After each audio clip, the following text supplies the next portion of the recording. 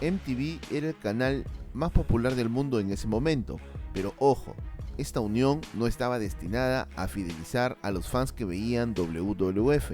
Claro que no, eso no era lo que Vince quería. Vince sabía que podía conservar a los fans tradicionales que seguían a su padre en Nueva York y Boston. Él sabía que necesitaba a MTV para conseguir a los fans más jóvenes y apuntaba al grupo demográfico de 18 a 35 años. ¿Cómo están, amigos? Bienvenidos una vez más al canal de Wrestling y Punto. El día de hoy un nuevo jueves, un jueves de podcast, un episodio nuevo relacionado a lo que es el deporte de entretenimiento, el wrestling, el sports entertainment, como lo quieran llamar, la lucha libre. Esta semana nos vamos a poner de blanco y negro, es decir, vamos a ponernos más vintage de lo que usualmente somos, para recordar épocas pasadas. A puertas de una nueva edición de la Vitrina de los Inmortales, vamos a conversar el día de hoy jueves sobre un evento que cimentó, diría yo, al 50% lo que sería la primera WrestleMania. No se habla mucho de este evento y de esta colaboración, sin embargo, hoy en el canal vamos a repasar el evento en conjunto que hicieron WWF y MTV, del evento titulado The Brawl to End It All, es decir, la pelea para terminar con todo. Así que comencemos.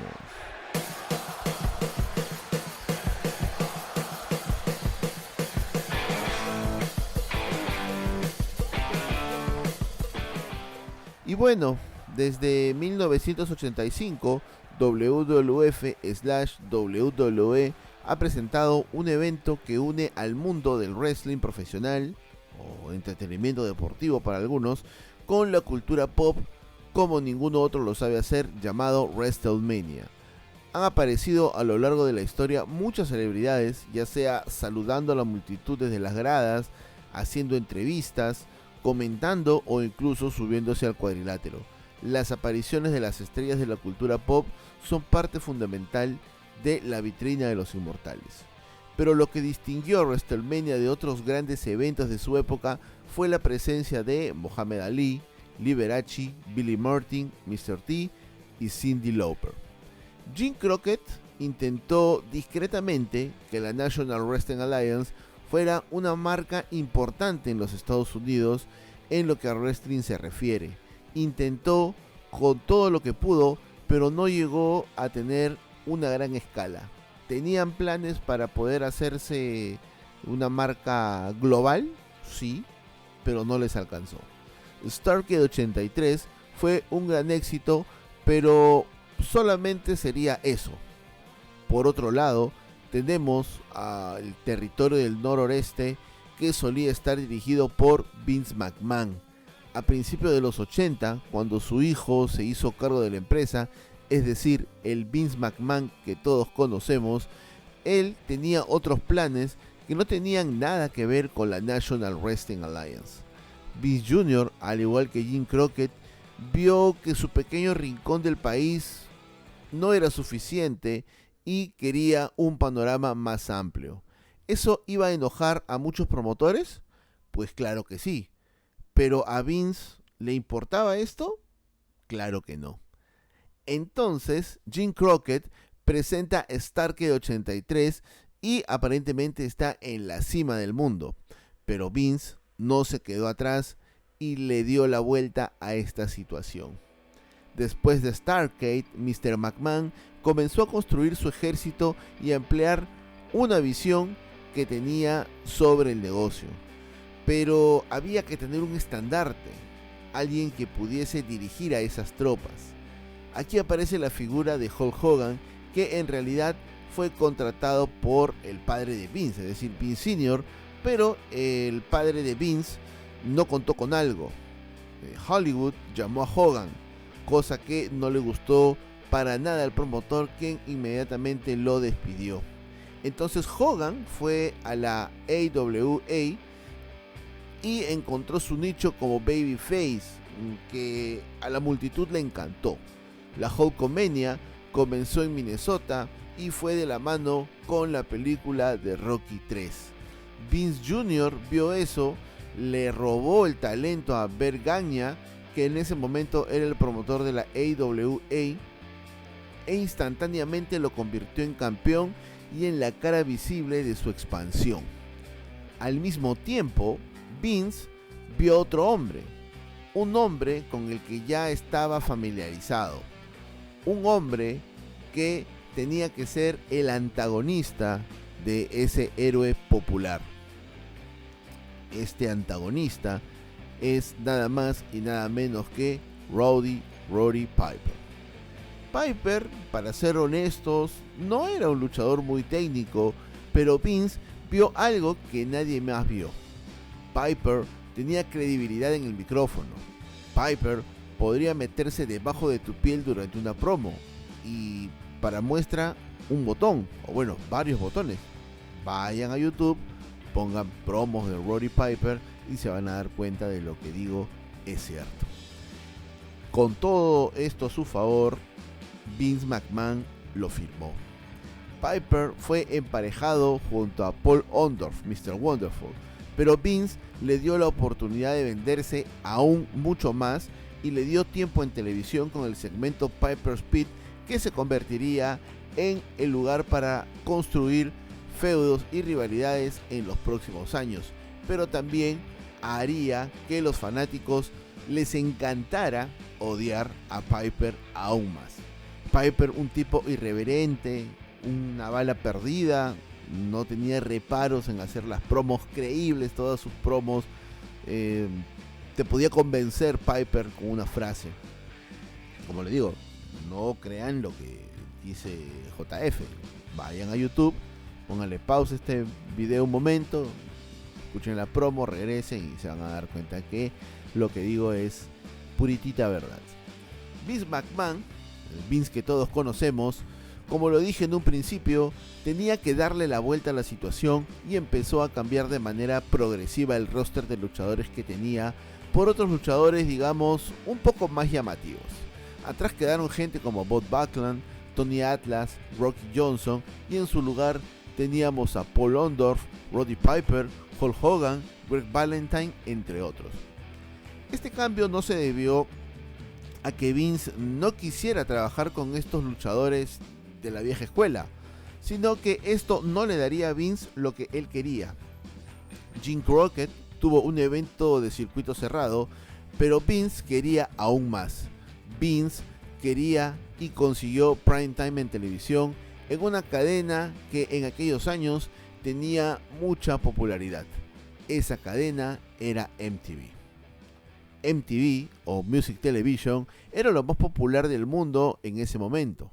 Pero ojo, esta unión no estaba destinada a fidelizar a los fans que veían WWF.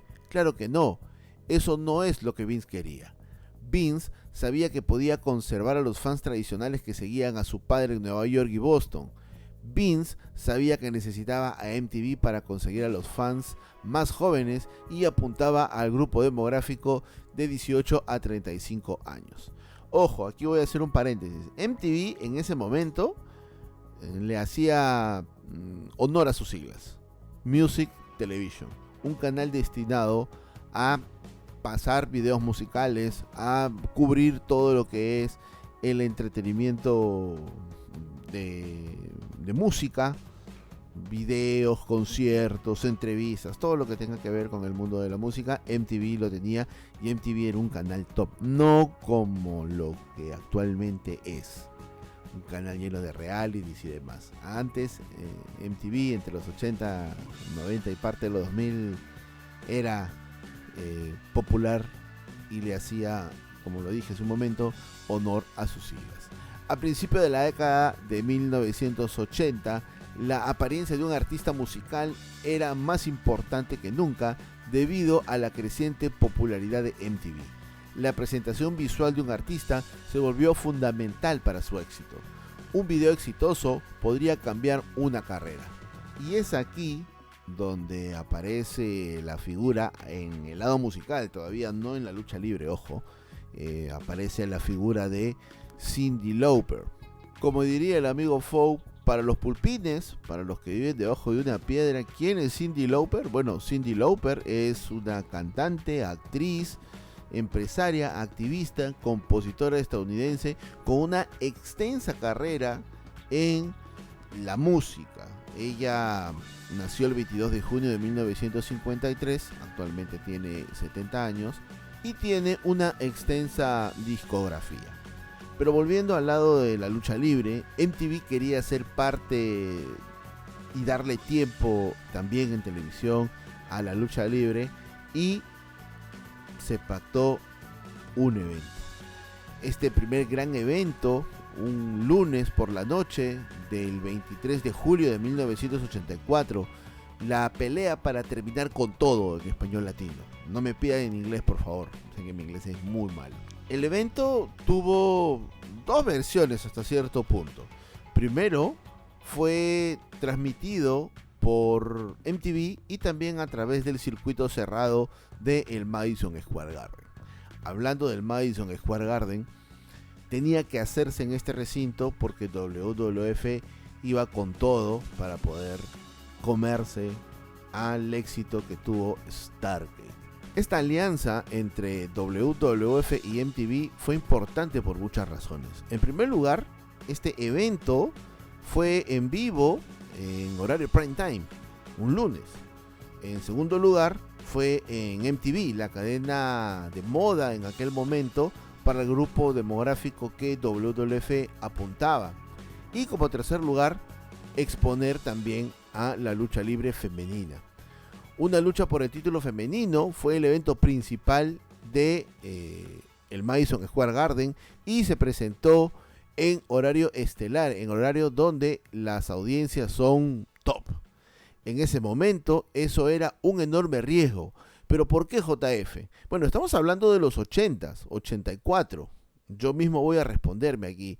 En aquellos años, la presencia, las historias y las luchas de las féminas eran solo el relleno de las carteleras y programas de televisión. El salario que recibían las luchadoras era mucho menor a lo que recibía un luchador que estaba en la mitad de la cartelera. Ya con eso les digo bastante. Esto podríamos considerar que fue oficialmente la primera revolución femenina. La lucha fue entre una joven retadora, Wendy Richter, quien intentaría quitarle el título a la campeona, la fabulosa Moolah. Parte de la visión de Vince era mezclar elementos externos y traerlos al negocio del wrestling. Wendy Richter estuvo acompañada al ring de la cantante Cyndi Lauper, mientras que Moolah era acompañada por el capitán Lou Albano. Pero ojo, esa lucha que menciono por el título femenino no fue la única que se presentó.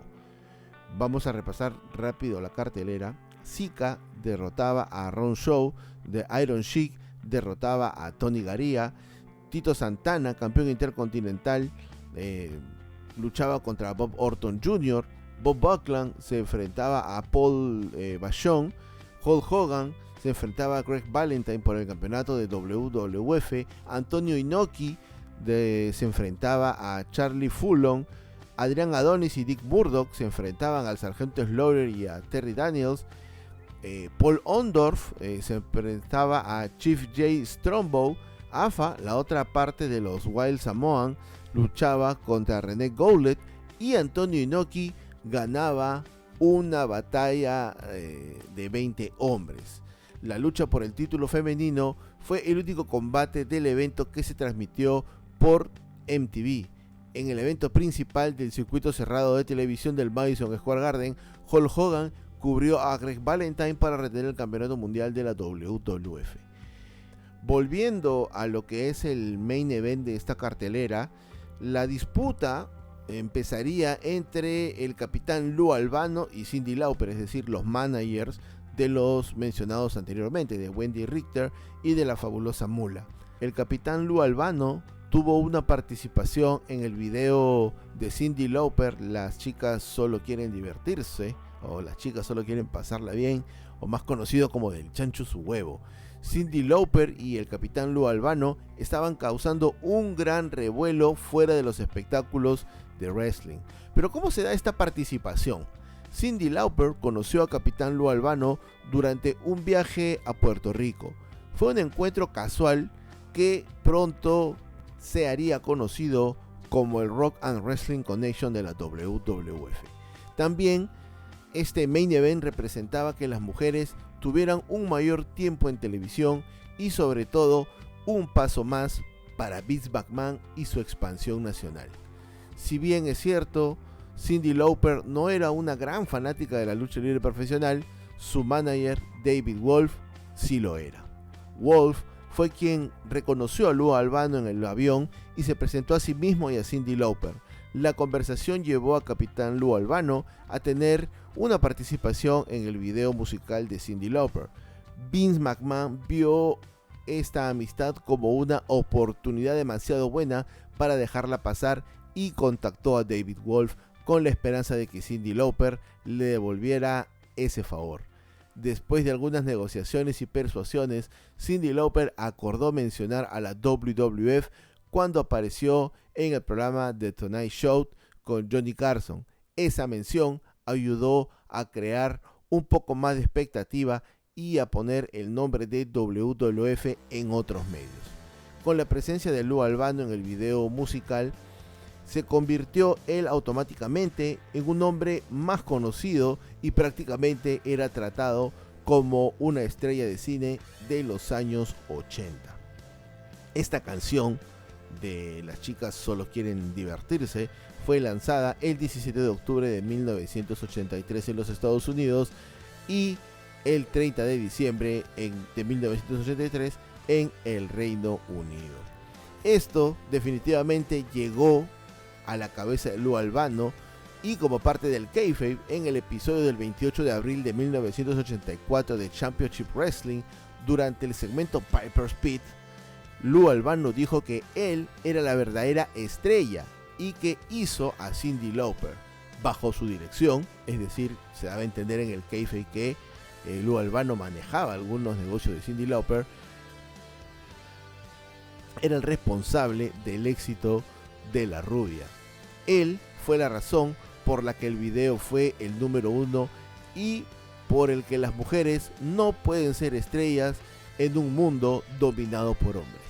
Entonces este sería el puntapié inicial para tener una historia camino a lo que todos conocemos hoy en día como WrestleMania.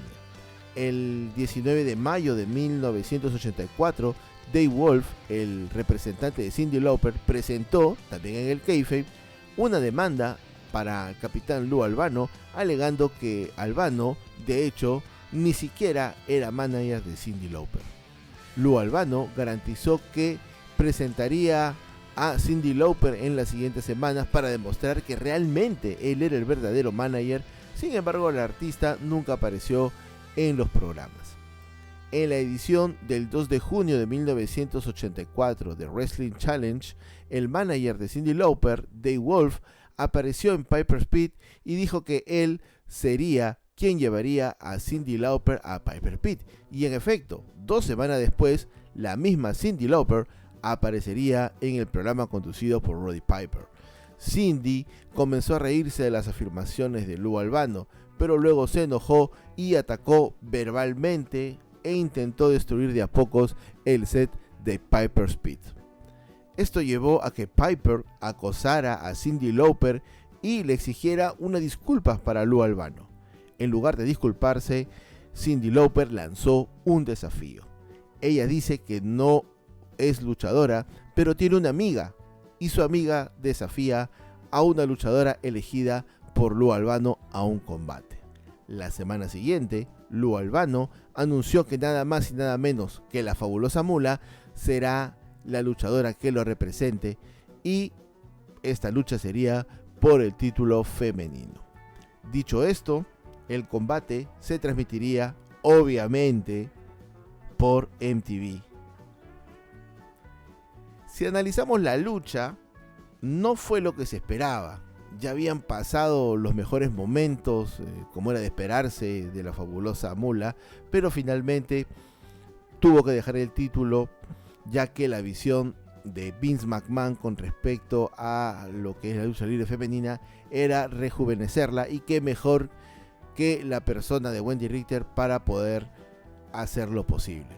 Esta lucha duró 11 minutos y 20 segundos. Wendy Richter le puso fin al reinado de casi 30 años de la fabulosa Moolah. Así que aquí los que se sorprenden y se arañan y lloran porque Roman Reigns tiene el título demasiado tiempo, bueno, la fabulosa Moolah lo tuvo por 28 años aproximadamente. Y bueno, para seguir con el programa, ¿cómo era posible de que el título haya cambiado de manos 28 años después ante una joven Wendy Richter? ¿Qué tal responsabilidad? Bueno, esta historia del título de Moolah se remonta a 1937.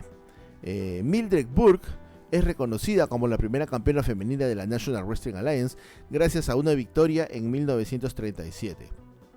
Burke era un fenómeno de la naturaleza en ese momento. Era una luchadora sumamente fuerte como para derrotar limpiamente a cualquier mujer y al 99% de los hombres que se cruzaran en su camino. Se casó con su entrenador, manager, y los dos viajaron por el país luchando contra otras mujeres que había entrenado su esposo. Él desafortunadamente no pudo mantener el negocio de manera profesional y se inmiscuyó con otras luchadoras. Burke finalmente, cansada de las infidelidades, le solicita el divorcio, pero no podía dejar de ser el manager que manejaba sus negocios en el cuadrilátero. Él le empieza a quitar, como parte de esta venganza personal por haberlo dejado, su título, luchas y sobre todo la plata. Burke estaba programado para enfrentarse a Jonas Byers en un combate de 2 de 3 caídas en 1954. Burke pierde la primera caída para hacer un buen espectáculo. Plenamente segura de que puede enfrentarse a June Byers, no lo logra. En cambio, la Comisión Atlética, porque en ese momento la lucha libre era considerada un deporte, detiene la lucha en la segunda caída y declara a Byers como la nueva campeona. Y en ese momento le roban a Burke todo por lo que había trabajado durante gran parte de su vida. Y aquí aparece la figura de una joven, Fabulous Moolah. Prometer que nunca permitiría que ningún hombre se aproveche de ella, y más de esa manera, es la promesa que se hizo. Moolah gana el título por primera vez en 1956. Si bien es cierto, perdió el título a lo largo de los años, estos reinados pasan desapercibidos y la WWF promovió siempre su reinado como uno de 28 años. Durante ese tiempo, Moolah tiene el título y es manager, trainer, booker, luchadora de todas las demás luchadoras femeninas de ese momento. La fabulosa Moolah controlaba la lucha libre femenina a su antojo. Ella siempre, digamos, buscaba luchas de una de sus alumnas, porque hay que recordar que Moolah tenía un campamento en la cual entrenaba pues al talento femenino de la época. Casi 30 años después, una Moolah ya mucho mayor comenzó una búsqueda de poder quitarse la carga de tener el campeonato. Vio la oportunidad en un joven que quería expandir su negocio a otro nivel, y en este caso le vendió el título femenino a Vince McMahon y a la WWF. Ella eligió personalmente a Wendy Richter para derrotarla. Conocer toda esta historia mientras vemos el contexto es importante, porque Moolah tenía un ego súper alto y decidió darle la antorcha a Wendy Richter, y digamos que en aquel momento la visión de Vince y la de Moolah hacían match. Pero ojo, si bien es cierto, Wendy Richter ganó la lucha, Moolah manipuló casi todo el match. Casi como si dijera: te voy a dejar ganar este combate, pero te puedo quitar el título en cualquier momento.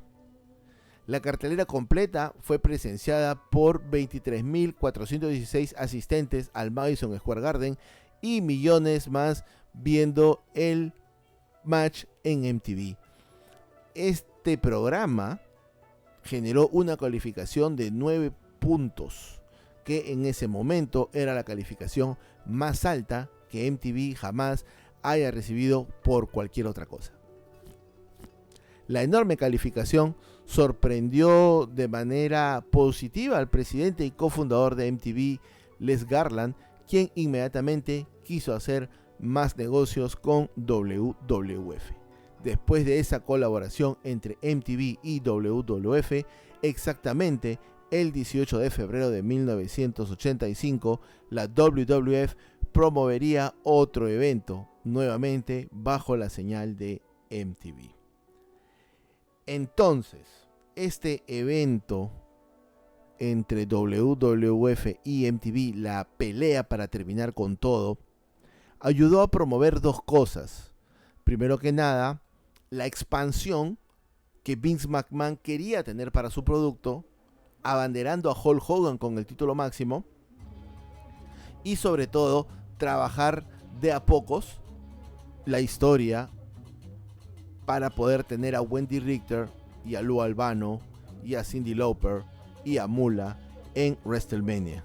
MTV ayudó de manera bastante amplia a la Federación Mundial de Lucha a que pudiera ponerse en el mapa con la visión que tenía Vince, porque Vince ya no apuntaba al fan que era su fan, no quería fidelizarlo, quería tener más público, y ese público iba a ser la demo entre 18 y 35 años.